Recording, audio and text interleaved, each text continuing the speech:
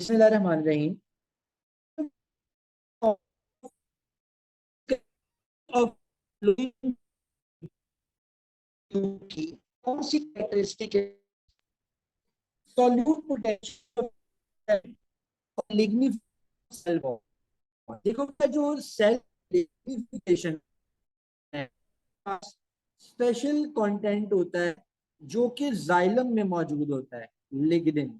और लिग्निन जो है वो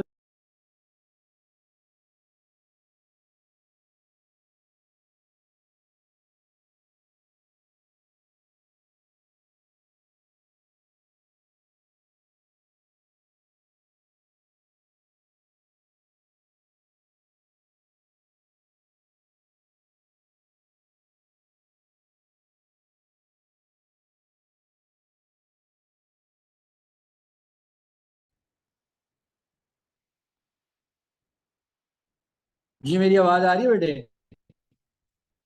तो मैं आपको ये बता रहा था कि लिग्निफिकेशन जो है वो जाइलम की होती है, वो फ्लोएम की लिग्निफिकेशन नहीं होती। लिहाजा सेल वॉल की लिग्निफिकेशन को हम कहेंगे कि एब्सेंट है, एब्सेंट है। राइट। उसके बाद वो कहते हैं solute potential of cell contents. अब सॉल्यूट पोटेंशियल जो है वो क्या होगा, वो लो होगा कि हाई होगा? सेल कंटेंट्स का फ्लोइंग सीव ट्यूब में solute potential it must be लो।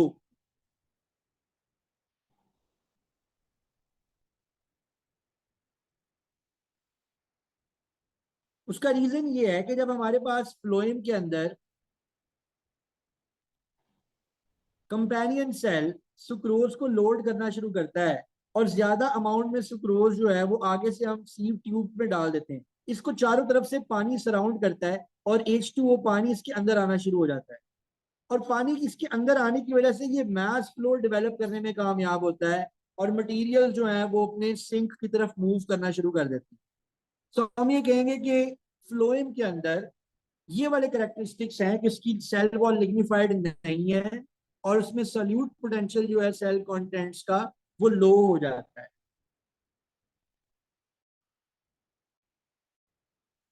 अगले क्वेश्चन पे वो कहता है कि जीरोफाइट्स का कौन सा ऐसा फीचर है जो कि ट्रांसपायरेशन को रिड्यूस कर देता है? आपको पता है कि जीरोफाइट्स वो प्लांट्स होते हैं जो डेजर्ट एरियाज में रहने वाले होते हैं। और डेजर्ट्स के अंदर इतने ज्यादा तो डेजर्ट के अंदर इतने ज्यादा तो हमारे पास वाटर के कंटेंट्स होते नहीं। अब ये जो आपको वो मुख्तलिफ चीजें बता रहा है, इसमें से आपको सोचना पड़ेगा कि क्या क्या चीजें वाटर लॉस कर को रिड्यूस कर रही होती हैं। अब यहाँ वो आपको कंफ्यूज करेगा उनके ओवरऑल करेक्टर्स बता के, मगर यहाँ पर आपको वो करेक्टर्स डिस्कस करने हैं, वो करेक्टर सिलेक्ट करने हैं जो पर्टिकुलरली वाटर लॉस जो है ट्रांसपायरेशन का उसको रिड्यूस कर रहे होते हैं। अब आप देखिए कि रोल्ड लीफ, हमारे पास जो कैक्टस का प्लांट है वो इसके लिए एक बेहतरीन एग्जाम्पल है अगर आप अपने जेन में लेके आए। कैक्टस प्लांट, अब कैक्टस प्लांट के लीफ आपको स्वोलन भी मिलेंगे, फूले हुए भी मिलेंगे और रोल्ड भी मिलेंगे बहुत ज्यादा। और डेफिनेटली इनका जो स्टोमेटा होता है वो संकन स्टोमेटा होता है, वो धंसा हुआ होता है अंदर की तरफ। और थिक वैक्सी क्यूटिकल भी इनकी होती है। तो संकन स्टोमेटा भी है, थिक वैक्सी क्यूटिकल भी है, स्वोलन लीव्स भी हैं और रोल्ड लीफ भी हैं। ये सारी की सारी चीजें जो हैं ये जीरोफाइट्स की वाटर जो लॉस है बाय ट्रांसपिरेशन उसको कम कर रहे होते हैं।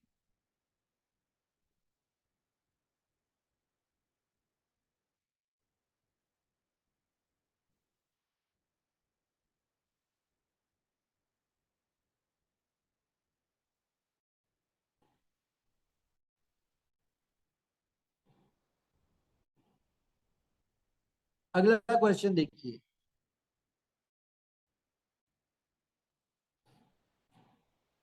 आपको स्क्रीन नजर आ रही है? Sure. Alright. वो कहता है diagram shows a model to demonstrate mass flow hypothesis. ये मास फ्लो हाइपोथेसिस हमने ट्रांसलोकेशन के अंदर पढ़ा हुआ है। और मास फ्लो हाइपोथेसिस क्या था, जैसे कि मैंने भी आपको बताया कि हमारे पास ये मौजूद है एक सीव ट्यूब।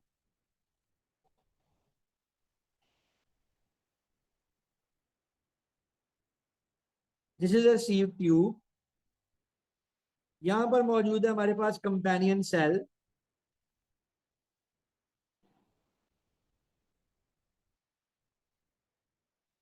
और यहां पर हमारे पास मौजूद है लीफ सेल।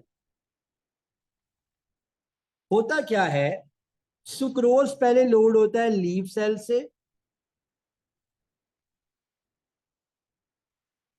लीफ सेल से मूव करता है कंपेनियन सेल में, कंपेनियन सेल से मूव करता है सीव ट्यूब में।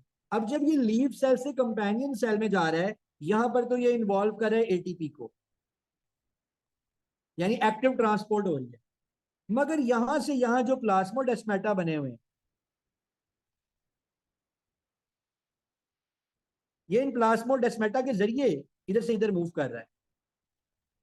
जब यहां पर ढेर सारा सुक्रोज जमा हो जाता है,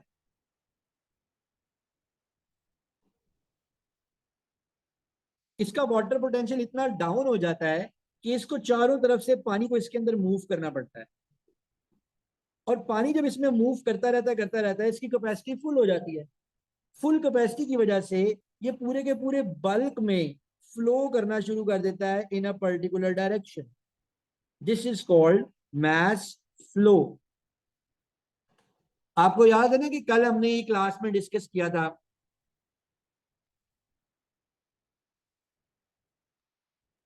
यस सर।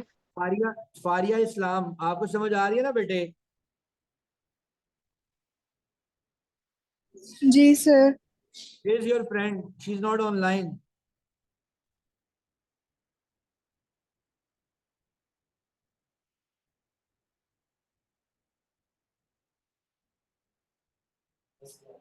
आपकी फ्रेंड मुझे नजर नहीं आ रही यहाँ पे।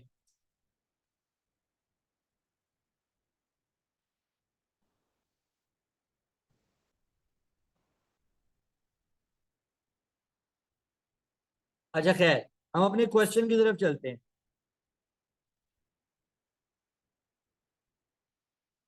उसने आपको एक मॉडल बना के दिया है और ये मास फ्लो ऑफ हाइपोथेसिस बता रहा है।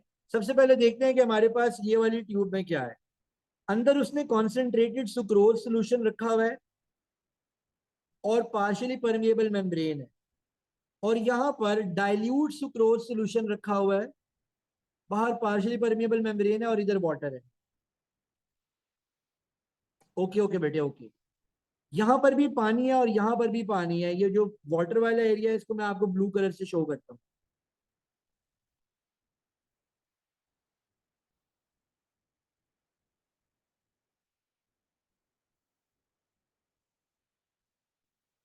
अब क्या होगा, एक तरफ डाइल्यूट सुक्रोज सोल्यूशन है और एक तरफ कॉन्सेंट्रेटेड सुक्रोज सोल्यूशन है।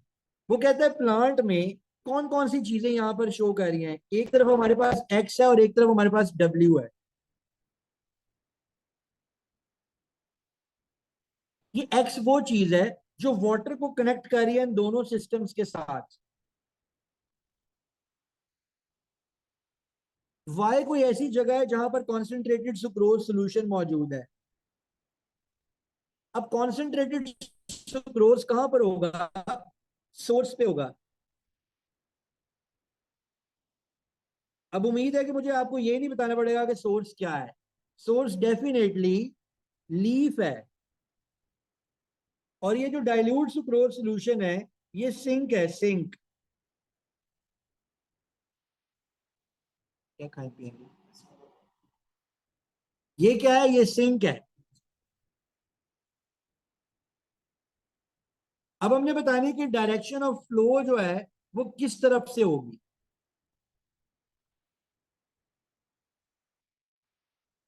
कॉन्सेंट्रेटेड साइड पे ज्यादा पानी इसके अंदर जाना शुरू होगा या डाइल्यूट साइड पे ज्यादा। देखो, पार्शियली परमेबल मेम्ब्रेन मौजूद है, हमें ये पता है कि पानी यहां से अंदर जाना ही जाना है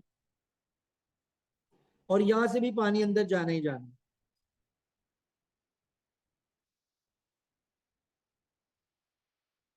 मुझे सबसे पहले आप लोग ये बताएं कि ज्यादा पानी वाई में जाने के लिए फोर्स अप्लाई करेगा या ज्यादा पानी जी में जाने के लिए फोर्स अप्लाई करेगा। वाई कॉन्सेंट्रेटेड है और जी डाइल्यूट है। वाई में। यस, वाई में जाएगा। अब जब वाई में ज्यादा पानी मूव कर रहा होगा, तो जो इसकी डायरेक्शन ऑफ मूवमेंट है वो क्या होगी, वो होगी फ्रॉम वाई टू जी। सबसे पहले तो इसकी डायरेक्शन ऑफ मूवमेंट को रिजॉल्व करते हैं ना। डायरेक्शन होगी from Y to G, Y to, जब जी टू वाई वाली ऑप्शंस को काट दें।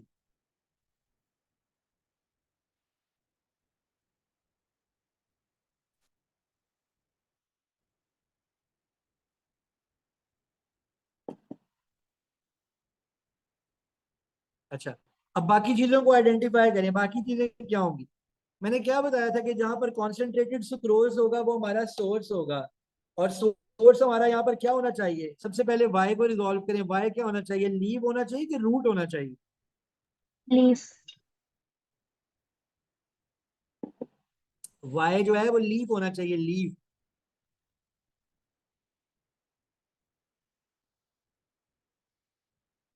रूट जो है ये हमारा सिंक है, यानी सुक्रोज। देखो ये वाले प्लांट की वीडियो इमेज देखिए, ठहरिए मैं आपको बुक का वो इमेज दिखाता हूँ जहां से आपको हेल्प मिलेगी।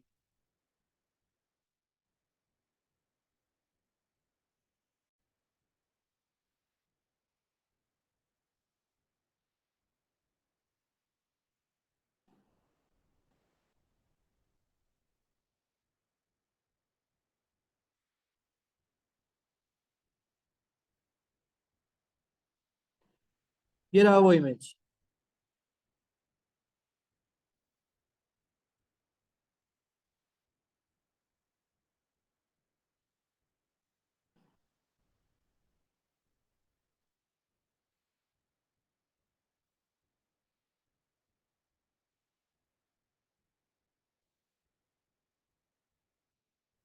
देखिएगा सुक्रोज लोड कहां पर हो रहा है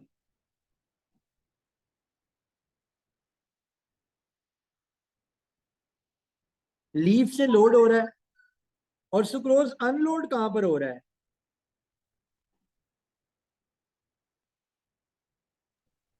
फ्रूट।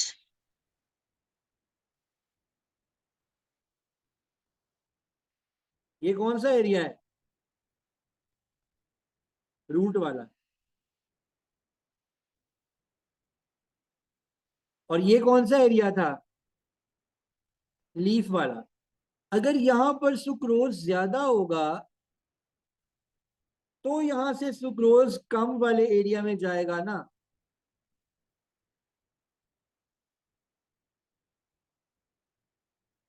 अब ये क्वेश्चन देखें, उसने खुद बताया कि उसने वाई में कॉन्सेंट्रेटेड सुक्रोज सोल्यूशन रखा है और जी में डाइल्यूट सुक्रोज सोल्यूशन रखा है। अब मुझे बताएं जी किसको रिप्रेजेंट करेगा और वाई किसको रिप्रेजेंट करेगा, जैसी आप बताएं।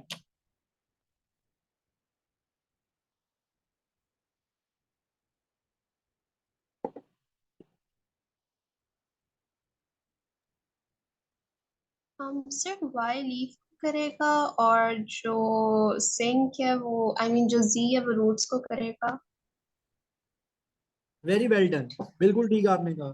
अब हमें ये पता चल गया कि रूट्स जो है वो जी है और ये वाई है, और नीचे वाली ऑप्शन तो हम वैसे ही काट चुके हैं। और मैंने आपको बताया था कि एक्स से क्या ट्रांसपोर्ट हो रहा है, यहाँ पर भी वाटर है, यहाँ पर भी वाटर है, एक्स से सिर्फ वाटर ट्रांसपोर्ट हो रहा है, तो एक्स फॉर श्योर क्या है, जाइलम। और चूंकि हम यहाँ पर ये शो कर रहे थे कि यहाँ से सुक्रोज की मूवमेंट हो रही है, यहाँ से सुक्रोज की मूवमेंट हो रही है, तो सुक्रोज की मूवमेंट तो ट्रांसलोकेशन है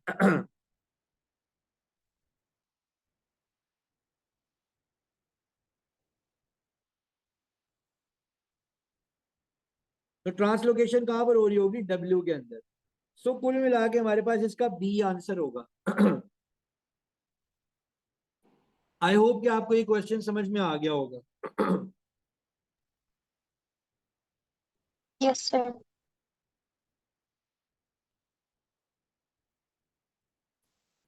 गुड। अच्छा, ये क्वेश्चन देखते हैं।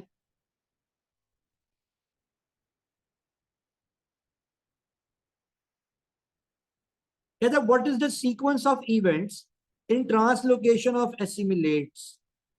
एसिमिलेट्स क्या होते हैं,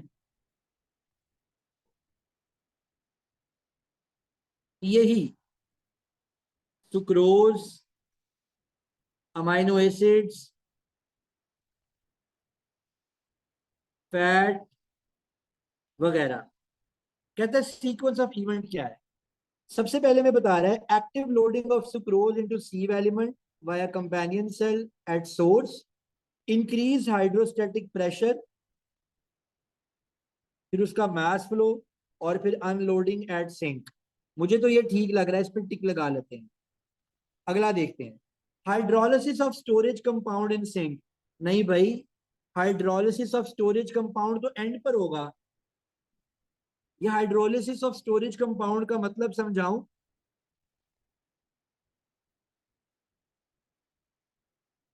ये देखिए, ये स्टोरेज कंपाउंड था सुक्रोज।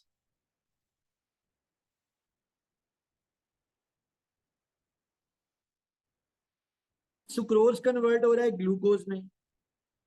मुझे कोई बताएगा कि सुक्रोज किस चीज से मिलके बनता है? Glucose and fructose. हाँ जी, वेरी वेल डन, ये सामने लिखा भी हुआ है। तो हाइड्रोलिसिस हो रही है ना बेटे सुक्रोज की। Yes sir. ये कहां पर हो रही है, सोर्स पे हो रही है कि सिंक पे हो रही है? Sink sink. पे। तो ये पहला पहला सीक्वेंस में ये पहला इवेंट नहीं है, ये लेटरल इवेंट है। लिहाजा इस फैक्ट की रोशनी में ये जो हमारी ऑप्शन बी है, इसका पहला पॉइंट ही गलत हो गया।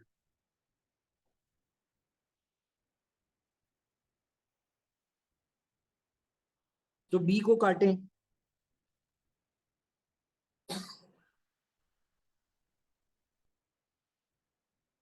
C. Load pressure in sieve elements at source, movement of sucrose down the pressure gradient from companion cell, and mass flow down a diffusion gradient to a sink. ये कोई mass flow diffusion gradient से नहीं हो रहा होता। Sieve tube के अंदर low pressure नहीं होता। तो ये ऑप्शन भी गलत है। डी में कहता है सबसे पहले mass flow of dissolved sucrose via companion cell to sieve at source, yes. Load hydrostatic pressure, load नहीं, इंक्रीज हाइड्रोस्टैटिक प्रेशर होता है। हाइड्रोस्टैटिक प्रेशर इंक्रीज होता है, लोड नहीं होता। Diffusion of sucrose down the concentration gradient to sink, and active unloading. Unloading active नहीं होती, loading active होती है। अनलोडिंग तो नेचुरल प्रोसेस है, पीछे से एक पाइप के अंदर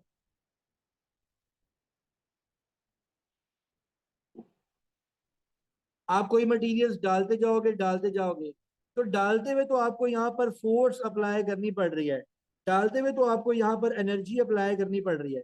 भाई सिंक के ऊपर यहाँ पर तो डेफिनेटली जो चीजें यहाँ से लोड हो रही है यहाँ पे तो अनलोड होनी है। तो अनलोडिंग जो है वो एक्टिव प्रोसेस नहीं है, अनलोडिंग जो है वो पैसिव प्रोसेस है। ये एनर्जी रिक्वायर नहीं कर रहा होता।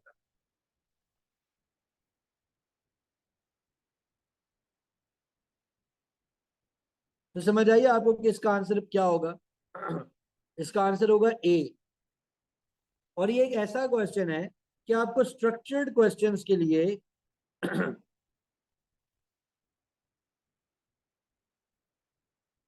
बेहतरीन डाटा प्रोवाइड कर रहा है। मैं अगर आपकी जगह स्टूडेंट हूं तो मैं ऐसे क्वेश्चन को अलग से नोट्स की फॉर्म में लिख लूं। नोट्स की फॉर्म में लिखने से क्या फायदा होगा कि अगर वो नेक्स्ट टाइम सुक्रोज में लोडिंग का क्वेश्चन देगा तो मेरे पास डायरेक्ट डाटा मौजूद है, मैं ये सारी की सारी इंफॉर्मेशन वहां पर देके 4 से 5 मार्क्स हासिल कर सकता हूँ। तो ये सीधे सीधे 4-5 मार्क्स का डाटा आपको इस मल्टीपल चॉइस क्वेश्चन से मिलेगा। राइट, अगला क्वेश्चन देखते हैं।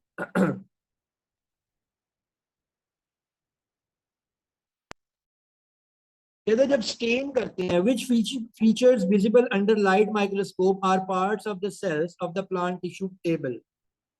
अच्छा, वो कह रहे हैं कि जब हम इन्हें स्टेन करते हैं तो कौन से फीचर्स जो लाइट माइक्रोस्कोप में आपको नजर आ रहे हैं वो सेल्स का पार्ट है, बताइए। जाइलम एलिमेंट्स के अंदर आपको क्या नजर आएगा? साइटोप्लाज्म नजर नहीं आएगा, न्यूक्लियस नजर नहीं आएगा, इनमें लिग्निन होती है। ठीक है जी। सीव ट्यूब में आपको लिग्निन नजर नहीं आएगी, इनमें आपको साइटोप्लाज्म नजर आएगा, न्यूक्लियाई नजर आएंगे, न्यूक्लियस नजर नहीं आएंगे, साइटोप्लाज्म नजर आएगा। न्यूक्लियस किसमें नहीं होता, और कंपेनियन सेल में न्यूक्लियस होता है, न्यूक्लियस होता है, साइटोप्लाज्म होता है, लिग्निन नहीं होती। वेरी वेल डन फारिया, आपने बिल्कुल ठीक आंसर किया, it's B. I think it was a simple question. लो जी, कल मैंने आपको ये भी पढ़ाया है एपोप्लास्ट पाथवे और सिम्प्लास्ट पाथवे। अब इसका आंसर तो आप लोग खुद ही दें।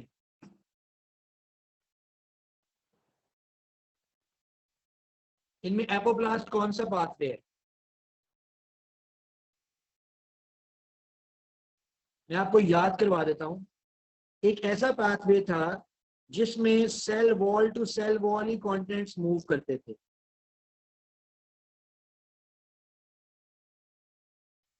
Cell wall to cell wall, जहां cell wall to cell wall contents move करते थे उसको हम कहते थे एपोप्लास्ट। और जहां सेल वॉल से सेल मेम्ब्रेन से वैक्यूल और सारा ओवरऑल ट्रांसमिशन हो रही है उसको हम क्या बोलते हैं? सिम्प्लास्ट।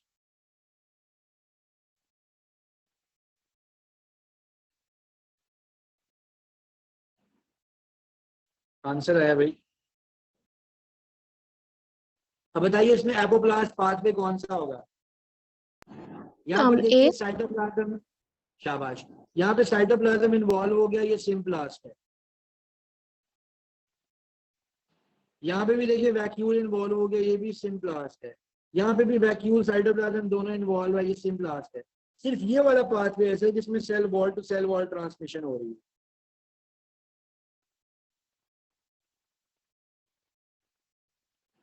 तो A is the correct answer, शाबाश। नेक्स्ट क्वेश्चन देखिए, which processes are involved in transpiration? Diffusion of water vapor from stomata, mass flow of water through xylem, evaporation of water from spongy mesophyll cells, and evaporation of water vapor from exposed leaves. मैं सोच समझ के answer कीजिएगा।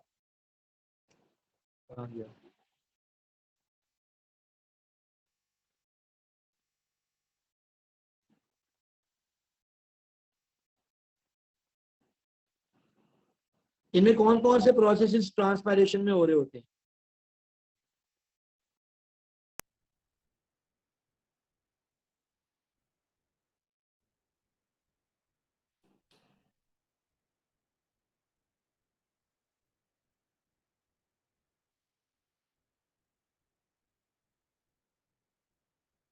इतना मुश्किल नहीं है।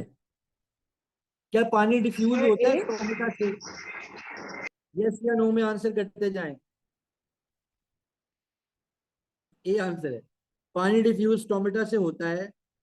Xylem में मास फ्लो वाटर भी होता है। स्पॉन्जी मेसोफिल सेल से वाटर इवेपोरेट भी होता है। और एक्सपोज लीफ से पानी के जो वेपर्स हैं वो इवेपोरेट होते हैं। So it's 1 2 3 and 4 all options are correct. Simple question. अच्छा, ऐसा क्वेश्चन निकालने लगा हूं, देखिएगा इसमें एक वर्ड बड़ा इंपॉर्टेंट है, main function. Main function, what is the main function of a companion cell in a mature phloem tissue? Number 1 वो कहता है कि प्रोवाइड करता है cytoplasmic contact with the sieve tube element for loading. Number 2, providing structural support. भाई companion cell structural support provide कर रहा होता है। फटाफट बोलते जाया करें। नहीं। Providing nucleus for the cell division. जी बिल्कुल नो नहीं। Sir. Providing sucrose assimilate. Sucrose assimilate companion cell नहीं देता, ये लीफ से आते हैं। ये तो सिर्फ यहां से उठाता है और वहां पर ट्रांसफर करता है। Providing cytoplasmic contact with the sieve tube elements for loading. इस स्टेटमेंट का मतलब पता है आपको क्या मतलब है?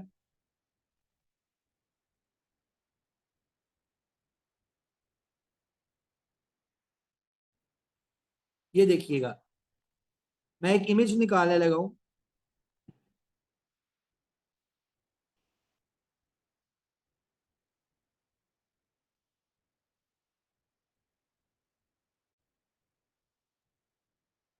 आपको आपकी स्क्रीन के ऊपर एक इमेज नजर आ रहा होगा।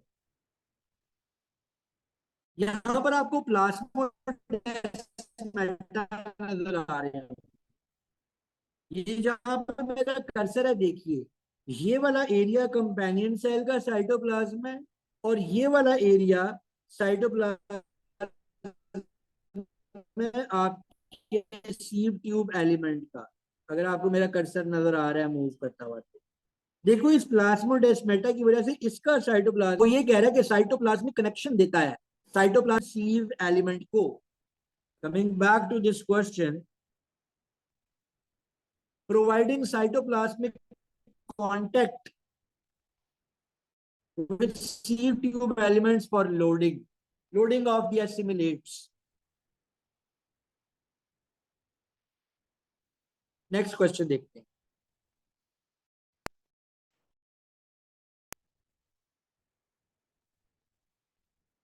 ये अच्छा क्वेश्चन है।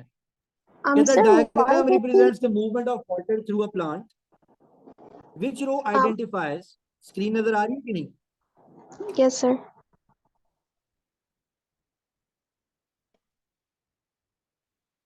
Sir, in the previous question, why did we not correct the D option?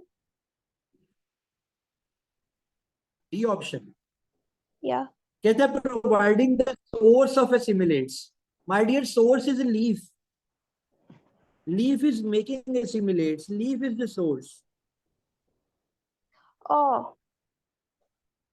ये तो सिर्फ इधर से उठा रहा है, इधर से उठा रहा है और दूसरी जगह दे रहा है, इससे ज्यादा कुछ भी नहीं कर रहा। oh, okay. Got it. Okay, okay, आगे चलते। Water enter the roots. Water enter कैसे करता है रूट्स में? Osmosis. ऑस्मोसिस से। ये जो स्टेम के अंदर जाइलम से मूव कर रहा होता है, इसमें कैपिलरी एक्शन हो जाता है, और कैपिलरी एक्शन जो है ये कोहेशन और एडिशन की वजह से होता है कि वाटर मॉलिक्यूल्स की आपस में जो स्ट्रॉन्ग हाइड्रोजन बॉन्डिंग है,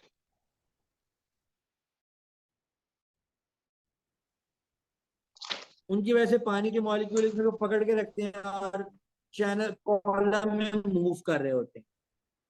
और तीसरे नंबर पर ये लीफ दिखा रहा है, तो ये तो बच्चे बच्चे को पता है। कोई बायो का स्टूडेंट पागल भी हो जाए तो फिर भी उसको ये ट्रांसपायरेशन का तो पता ही होगा।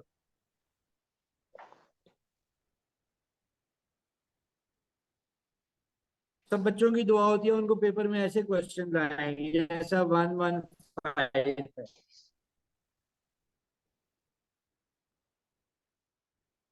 अच्छा जी, नेक्स्ट क्वेश्चन देखिए। Question number 114। नीचे दे रहा है टाइम ऑफ द डे, और साइड पे दे रहा है सुक्रोज की कॉन्सेंट्रेशन। कहता है graph shows the results of measuring the concentration of sucrose in xylem, phloem and leaves of plant during 24 hours. अच्छा जी, फ्लोएम में और लीफ में। कहता है इससे क्या कंक्लूजन ड्रॉ करेंगे? जाइलम को तो आप वैसे ही छोड़ देना, जाइलम में तो ये इनसिग्निफिकेंट सी चीज है।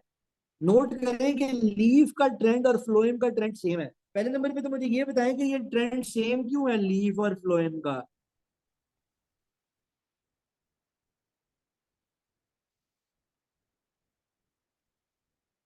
लीफ और फ्लोएम का ट्रेंड सेम क्यों है Mm,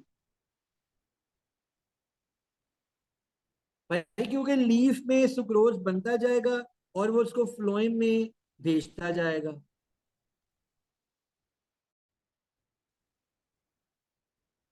लीफ में बन रहा है और इसको वो फ्लोएम में भेज रहा है, लीफ में बन रहा है इसको फ्लोएम में भेज रहा है।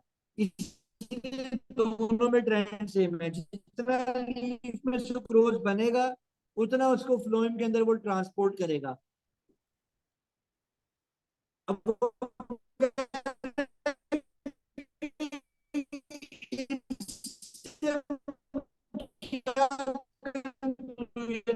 आ सकते हैं। पहला तो जिक्र ही नहीं हो रहा। Sucrose is actively transported into flowing from the leaves. ये बात समझ आती है, this makes some sucrose active transport हो रही है। सुक्रोज इज मूव्ड, ऐसे ये फैक्ट है, वैसे ये फैक्ट है, लेकिन ग्राफ से ये बात पता नहीं चल रही। और आगे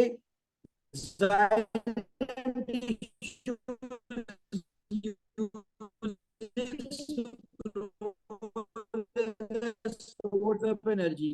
जाइलम को किस बात की एनर्जी चाहिए? जाइलम तो डेड चाहिए ही नहीं। तो इसके वजह से हमारा आंसर क्या होगा? बी। 3 मिनट रह गए, आखिरी क्वेश्चन डिस्कस करते हैं। And what I am expecting from Faria और जो दूसरी बच्ची है, आपने अभी इसके क्वेश्चन जो है मैक्सिमम सॉल्व करके रखने हैं। एक और क्वेश्चन करते हैं, अच्छा सा कोई।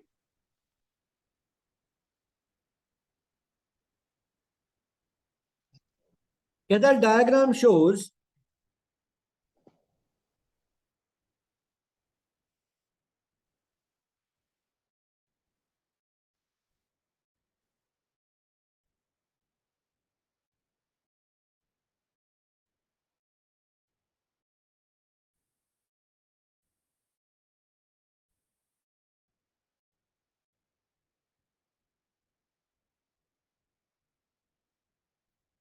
which of the following are included in apoplast pathway?